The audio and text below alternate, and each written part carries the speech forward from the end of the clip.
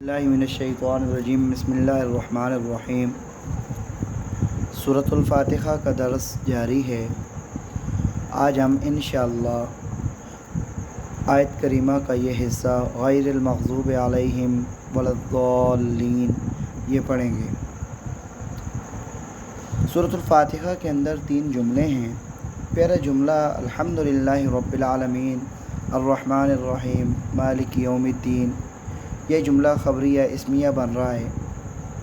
دوسرا جملہ ایاک نعبد و ایاک نستعین، یہ جملہ خبریہ فعلیہ بن رہا ہے۔ اور تیسرا جملہ اہدنا الصراط المستقیم صراط الذین انعمت علیہم غیر المغضوب علیہم ولا الضالین، یہ جملہ ہے۔ یہ جملہ انشائیہ بن رہا ہے اور انشائیہ میں فعل امر کے ساتھ اس کا تعلق ہے۔ ترکیب کچھ اس طرح بن رہی ہے کہ اہدنا، اہد فعل امر حاضر معروف ہے، انت ضمیر مستتر محلاً مرفوع اس کا فاعل ہے، نا ضمیر محلاً منصوب مفعول بھی اول ہے، الصراط المستقیم یہ موصوف صفت مل کر یہ مفعول ثانی ہے، اور الصراط المستقیم یہ ما بعد کے لیے مبدل منہ ہیں۔ صراط الذین انعمت علیہم یہ مرکب اضافی، صراط لفظ مضاف ہے، الذین انعمت علیہم یہ موصول صلہ پورا مرکب غیر مفید ہو کر موصول صلہ یہ مضاف الیہ ہے، اور مضاف الیہ مل کر یہ الصراط المستقیم کے لیے بدل الکل ہے۔ بدل الکل اور مبدل منہ ہو یہ دونوں کا مصداق ایک ہوتا ہے کہ دونوں سے ایک ہی ذات مراد ہوتی ہے، یعنی الصراط المستقیم موصوف صفت مل کر مبدل منہ ہے، صراط الذین انعمت علیہم یہ جملہ اس کے لیے بدل ہے۔ اب اس کے بعد یہ لفظ غیر المغضوب علیہم ولا الضالین، اس کا تعلق صراط الذین انعمت علیہم کے ساتھ ہے۔ صراط الذین انعمت علیہم یہ علیحدہ طور پر پھر موصوف ہے، اور غیر المغضوب علیہم ولا الضالین یہ جملہ معطوف علیہ اور معطوف مل کر یہ اس کی صفت ہے۔ علیحدہ طور پر یہ دونوں معطوف اور معطوف علیہ جب ملیں گے تو اس کے لیے صفت بنے گا۔ اب اس کو دیکھ کر ہم نے یہ معنی کرنا ہے کہ یہ جملہ بنائیں گے، جملے کی ترکیب کریں گے، ترکیب کو دیکھ کر معنی کریں گے تو پھر معنی ٹھیک بنے گا۔ یہ اس کی ترکیب میں نے یہاں پر بھی لکھی ہے اور تفسیر مظہری کا حوالہ بھی دیا ہے کہ یہ جملہ الذین انعمت علیہم سے بدل ہے یا اس کی صفت بھی بن سکتا ہے، اور ولا الضالین کے لیے الذین انعمت علیہم غیر المغضوب علیہم یہ ولا الضالین کے لیے معطوف علیہ ہے، واو حرف عطف ہے، اور لا نافیہ تاکیدیہ ہے جو لفظ غیرہ سے مفہوم ہے، یعنی لفظ غیر جو ہے نا یہ بھی نفی کے معنی میں ہے، اور لا نافیہ تاکیدیہ ہے جو لفظ غیرہ سے یہ مفہوم ہو رہا ہے۔ یہ تفسیر مظہری کے اندر اس کی یہ ترکیب موجود ہے۔ اب مغضوب سے مراد یعنی جن پر غصہ ہوا وہ ان سے مراد یہود ہیں، اور ضالین جو گمراہ ہیں ان سے مراد نصارہ ہے۔ یہ تفسیر ابن جریر کے اندر اس کا حوالہ ہے کہ ان دونوں سے مراد کیا ہے، مغضوب علیہم سے مراد یہود ہیں اور ضالین سے مراد نصارہ ہیں۔ غضب ایک صفت ہے غصہ، تو غصہ تو اللہ کی صفت ہو نہیں سکتا، تو یہاں اس کا یہ جواب ہے کہ غصہ سے مراد ارادہ عقوبت ہے اور قصد سزا ہے، کہ ان کے اوپر جو لعنت برسی یا ان کے اوپر جو غصہ ہوا وہ ارادہ عقوبت اور قصد سزا ہے کہ ان کو سزا دی گئی۔ اور ضلال سے مراد سیدھی راہ سے بھٹک جانا ہے، سیدھا راستہ جو آسمان سے راستہ سیدھا اترا ہے اس کو چھوڑ کر اپنی طرف سے دین بنا لینا، دین کے اندر تخریف کر دینا، یہ ضلال سے مراد ہے۔ تفسیر رول المعانی۔ اب اس کا مطلب یہ بنے گا کہ اے اللہ ہمیں ان لوگوں کے راستے پر چلا جو انعام یافتہ ہیں، جن کے اوپر آپ نے انعام نازل فرمایا، یعنی جن پر نہ غضب ہوا اور نہ گمراہ ہوئے۔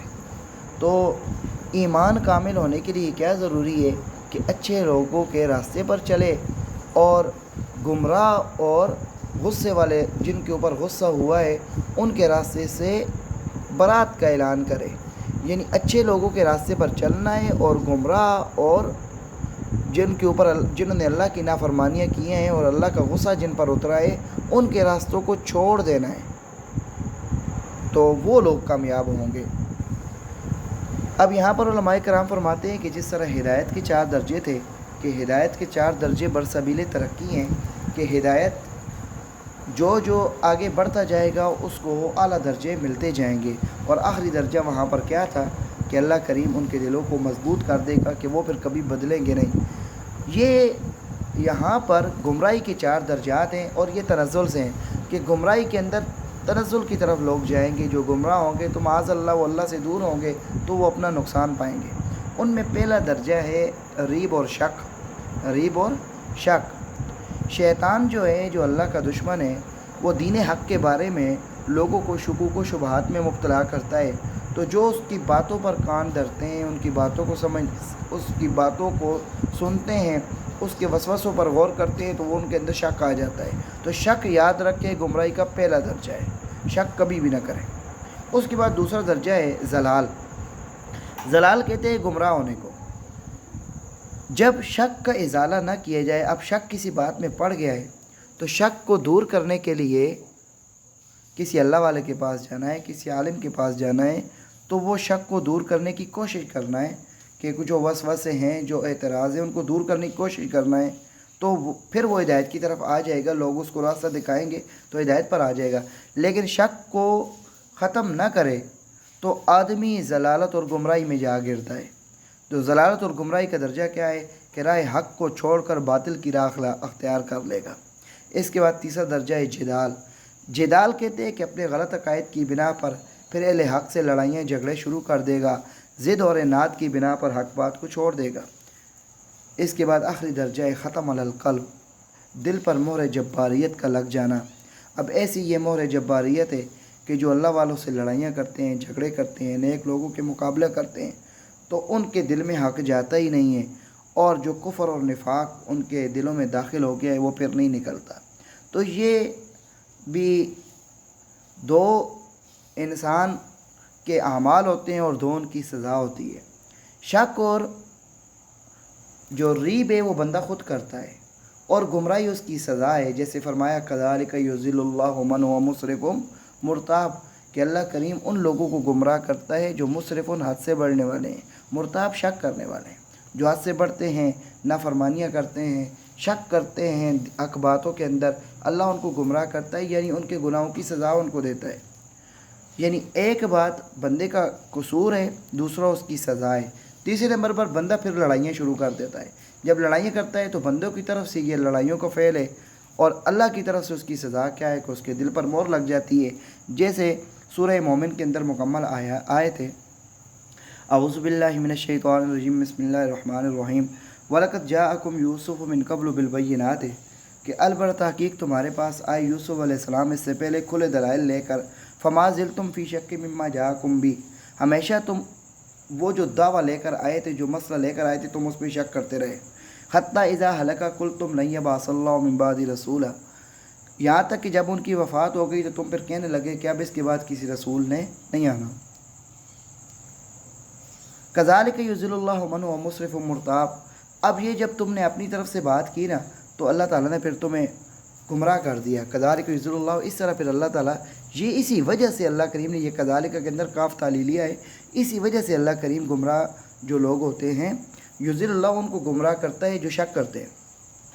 الذین یجادلون فی آیات اللہ بغیر سلطان اتاہم، جو اللہ کی آیات میں جھگڑا کرتے ہیں بغیر سلطان، کوئی دعویٰ کوئی دلیل ان کے پاس نہیں ہوتا اور وہ جھگڑے کرتے ہیں۔ الذین یجادلون فی آیات اللہ بغیر سلطان اتاہم کبر مقتا عند اللہ وعند الذین آمنوا، تو یہ بہت ہی بھاری گناہ ہے اللہ کے ہاں اور مومنین کے ہاں۔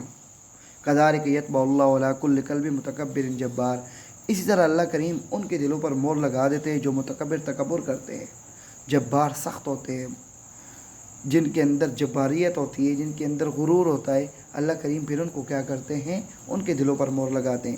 تو 2 باتیں بندوں نے کی، 2 ان کی سزا ملی۔ پہلا بندے کا قصور کیا ہوا کہ شیطان کے وسوسے پر کان دھرے اور حق بات میں شک کیا، تو شک کا اس کو نتیجہ کیا ملا کہ وہ گمراہ ہوا۔ پھر وہ لڑائیاں جھگڑے اس نے شروع کیے، تو لڑائیوں جھگڑے کا نتیجہ کیا ملا کہ اس کے دل پر مہر لگ گئی۔ اللہ کریم گمراہی کے ہر درجے سے ہمیں محفوظ رکھے۔ اب گمراہی کے طریقے کیا ہیں؟ پہلا طریقہ یہ ہے کہ بغیر علم کے جہالت کی بنا پر حق کو حاصل ہی نہ کر سکے، تو یہ بھی اس کا قصور ہے، کیوں نہیں اس نے علم حاصل کیا اور اہل علم کے پاس کیوں نہیں ہو گیا؟ جیسے قرآن مقدس میں فَاسْأَلُوا أَهْلَ الذِّكْرِ إِن كُنتُمْ لَا تَعْلَمُونَ، اگر تم نہیں جانتے ہو تو پھر اہل ذکر اہل علم سے جا کر پوچھو، جب پوچھو گے تو تمہیں صحیح بات معلوم ہوگی۔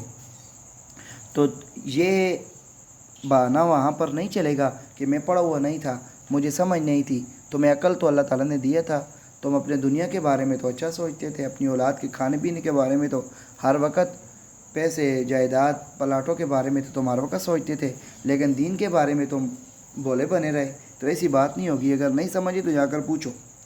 ایک بات کیا ہے کہ گمراہی کا طریقہ کیا ہے کہ لا علمی کی بنا پر حق کو نہ حاصل کرنا، تو یہ بھی سزا ان کو بھی ملے گی۔ دوسرا ہے کہ جان بوجھ کر سوچ سمجھ کر حق کا انکار کرنا۔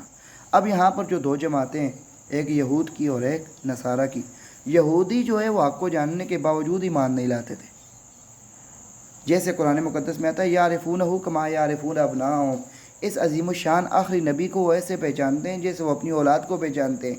تو اپنے کو آدمی کو اگر 10 بچے بھی ہوں تو اپنی اولاد میں اس کو بھول نہیں لگے گی کہ یہ کون ہے یہ کون ہے، نام نہیں اس کو بھولے گا، اپنی اولاد کو ہر بندہ جانتا ہے۔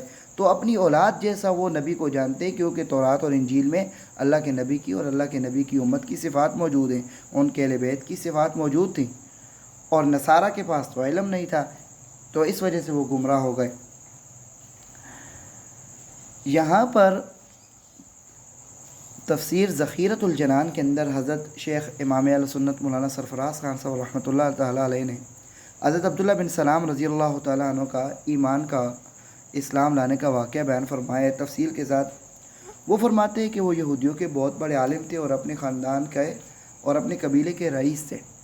ان کی پھوپھی بھی یہودیوں کی ایک عالمہ تھی، اور انہوں نے اپنے بھتیجے کو کچھ نشانیاں بتائی تھی۔ تو یہ ایک دفعہ ایسا ہوا کہ یہ کھجور کے درخت پر چڑھے کھجوریں اتارنے کے لیے، تو نیچے پھوپھی جو ہے وہ بیٹھی تھی، تو وہ کھجوریں اتار رہے ہیں، نیچے کھجوریں گرتی ہیں تو پھر پھوپھی اٹھاتی ہے، تو اوپر سے کھجور کا درخت اونچا ہوتا ہے، تو اس کو کچھ چند ایک بندے نظر آئے جو سفید کپڑے پہنے ہوئے تھے، تو انہوں نے اوپر سے پھوپھی کو کہا کہ کچھ مکہ کی طرف سے مدینہ کے اندر کچھ بندے داخل ہو رہے ہیں جنہوں نے سفید کپڑے پہنے ہوئے ہیں۔ تو پھوپھی نے کہا کہ یہ وہ نبی ہے اور یہ ان کے کیا ہیں، صحابہ ہیں جو آ رہے ہیں۔ اب انہوں نے جو کھجوروں اوپر سے اتار رہے تھے نا، اتنی جلدی تھی حق بات، وہ سمجھتے تھے، تورات کے وہ عالم تھے، تو اسی وقت وہ جدھر وہ جا رہے تھے نا حضور پاک صلی اللہ علیہ وسلم، تو ساتھ حضرت ابوبکر صدیق رضی اللہ تعالیٰ عنہ، یہ لوگ جو تھے جو جا رہے تھے وہ بھی ساتھ جانے لگے۔ تو فرماتے ہیں کہ لمبا واقعہ ہے، تو فرماتے ہیں کہ میں جب گئے تو نبی پاک صلی اللہ علیہ وسلم بیٹھے ہوئے تھے، تو جب میں نے پہلے داخل ہوا تو میں نے چہرہ مبارک دیکھا، تو میں نے یہ فیصلہ کیا کہ اتنا پیارا چہرہ کسی جھوٹے کا کبھی نہیں ہو سکتا، کہ ہو ہی نہیں سکتا کہ ایک جھوٹا انسان ہو اور اس کا اتنا پیارا چہرہ ہو، تو چہرے کو ہی دیکھ کر ایمان لے آئے۔ تو کہتے ہیں میں جب بیٹھا اللہ کے نبی کی مجلس میں، تو آپ کی زبان مبارک سے کچھ چند کلمات نکلے، وہ یہ ہے کہ اللہ کے ساتھ کسی کو شریک نہ کرو، سلام کو پھیلاؤ، افش السلام واطعموا الطعام، لوگوں کو کھانا کھلاؤ۔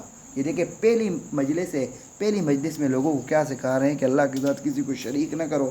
دوسرے نمبر پر کیا ہے، لوگوں کو سلام کرو، آتے جاتے لوگوں کو مسلمان ایک دوسرے کو سلام کریں۔ واطعموا الطعام، لوگوں کو کھانا کھلاؤ، کوئی بھوکا نہ رہ جائے، صرف اپنا غم نہ کرو کہ میں ہی بس کھا لوں میرے بچے کھا لیں، بلکہ اگر کوئی محلے کے اندر کوئی مسکین ہے، کوئی محتاج ہے، کوئی یتیم بچے ہیں، ان کے پاس بھی تمہارا کھانا پہنچنا چاہیے۔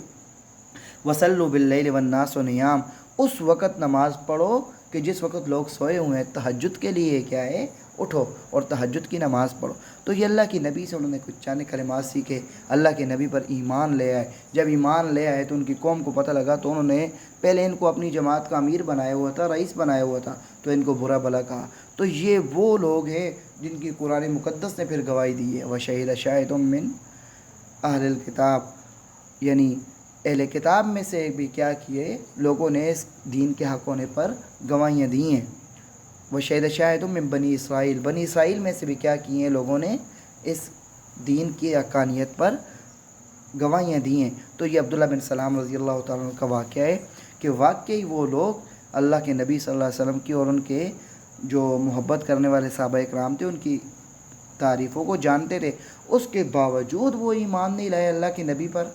ساری دلائل موجود تھے، سارے ان کے واضح شہادتیں موجود تھے کہ وہ سچے نبی ہیں، اللہ کے آخری نبی ہیں، تو وہ ضد کی وجہ سے ایمان نہیں لائے۔ تو یہاں پر بھی مسلمانوں کو سورۃ الفاتحہ کے اندر یہی بتایا جا رہا ہے کہ ان لوگوں کے راستے پر چلنے کی دعا مانگو جو اللہ کے نبی کی جانثار ہیں، اللہ کے نبی سے محبت کرنے والے ہیں۔ ان لوگوں کے راستے سے دور ہونے کی اللہ سے دعا مانگو کہ جو اللہ کے نبی کے نافرمان سے، اللہ کے نبی پر ایمان نہیں لائے اور اللہ کے نبی کو تکلیفیں دیتے رہے۔